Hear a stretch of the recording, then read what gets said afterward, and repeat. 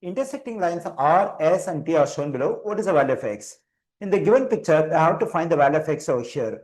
Now let me consider the angle over here. It is a straight angle. It measures 180 degrees. In this straight angle 180 degrees, this part measures 106 degrees. Then what is the measure of this part? To get the measure of this part, I have to subtract this 106 degrees from the measure of a straight angle 180 degrees. When I do so, I am getting 74 degrees. Now let's consider the triangle we have over here. In any triangle, the three interior angles will add up to 180 degrees. Now to get the measure of this interior angle of this triangle, we have to add these two interior angles and subtract it from 180 degrees.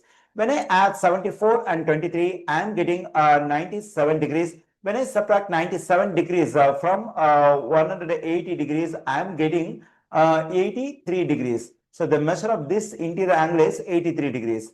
Okay, now let's consider the angle over here. It is a straight angle, so it measures 180 degrees. So these two angles, x degrees and 83 degrees, together form a straight angle. So they add up to 180 degrees. Then we have x positive 83 equals to 180. Now to solve for x, let's subtract 83 from both sides of this equation. This positive 83, negative 83 will cancel out. I'm getting x on the left side. On the right side, when I simplify this one, I'm getting 97.